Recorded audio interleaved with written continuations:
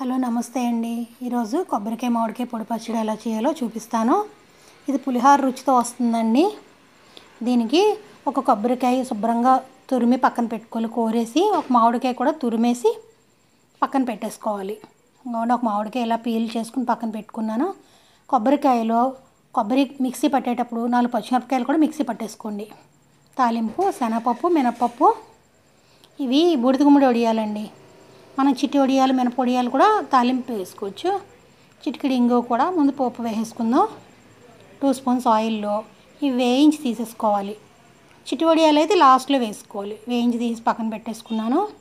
మినపప్పు, శనగపప్పు, ఆవాలు, జీలకర్ర, చిటికెడు మెంతులు, చిటికెడు ఇంగువ, అంతే అండి.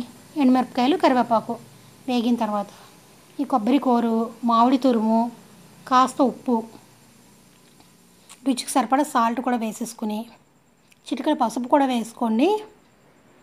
వేసుకుని బాగా కలిపేసి ముందు మనం వేయించి తీసి పక్కన పెట్టుకున్నాం కదా, వడియాలు కలిపేసుకోవాలి.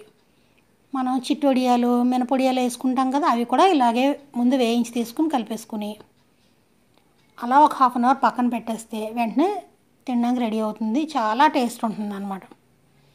ఇది కొబ్బరికాయ మామిడికాయ పొడి పచ్చడి. నచ్చితే లైక్ చేసి సబ్స్క్రైబ్ చేయండి. మీ ఫ్రెండ్స్ కూడా షేర్ చేయండి.